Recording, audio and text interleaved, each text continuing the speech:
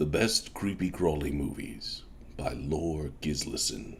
A fair amount of the population has an aversion to bugs, spiders, and all the critters that scamper away when you overturn a rock or rotting log.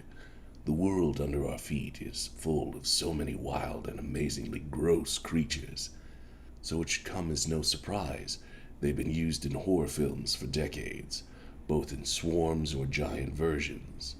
Here are a few of my favorite creepy crawly movies. Content warning: discussion of bugs, spiders, and worms. The Nest. Mostly remembered for the poster featuring a woman in her underwear being attacked by a giant cockroach, The Nest brings us to a small New England island quickly infested with killer cockroaches dumped on them by a shady corporation.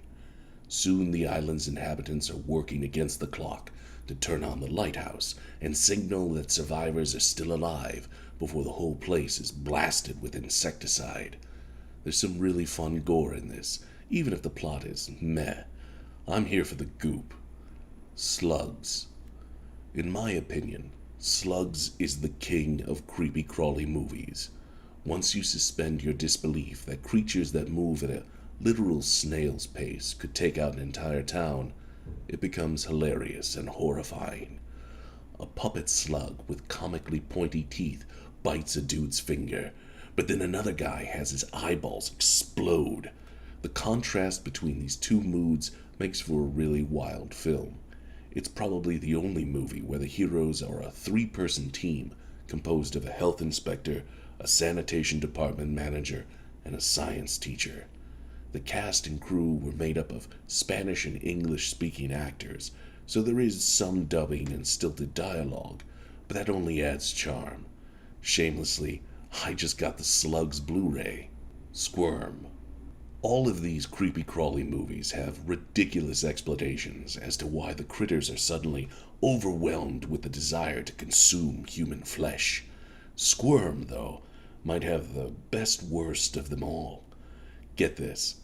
After a series of storms, lightning strikes the ground at a worm farm, making them all rise to the surface, frenzied and ready to kill.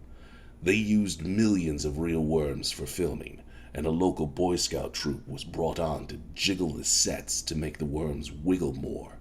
They got merit badges for this. Legendary effects artist Rick Baker also created a prosthetic for a character being eaten near the end of this film. Ticks.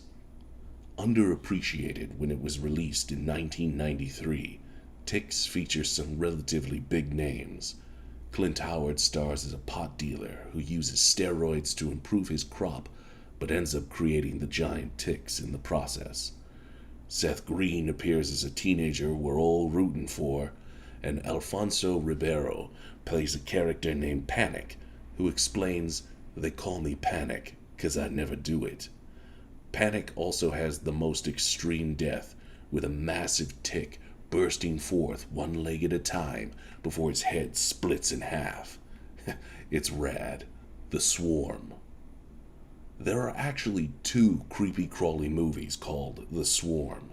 The first is from 1978, with Michael Caine acting his ass off to spike the ludicrous Killer Bees plot. Once victims have been stung, they start hallucinating giant fuzzy bumblebees, which are just adorable.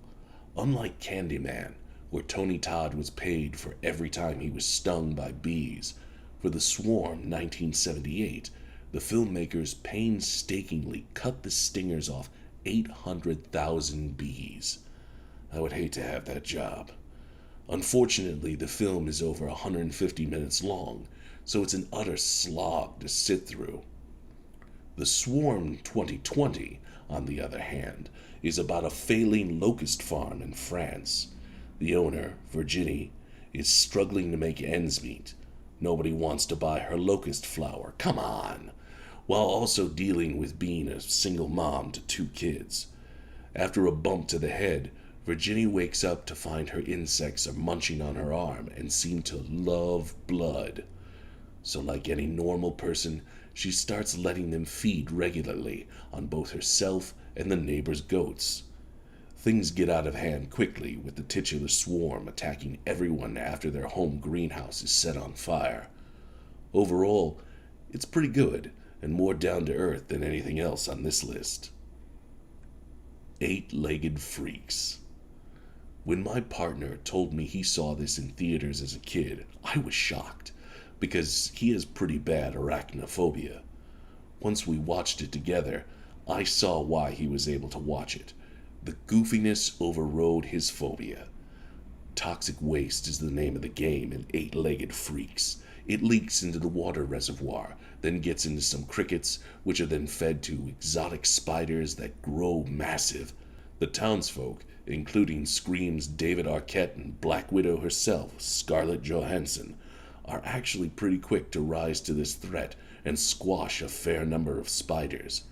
Arquette and the gang eventually head to the local mines, abandoned due to high levels of methane, and rescue his old Aunt Gladys and a few others. They ride off on BMX bikes while explosions blast all around them in spectacular fashion. Hopefully these films don't make anyone's phobias worse. It's fun to joke about bugs, but they really are an important part of the world, even if they're gross.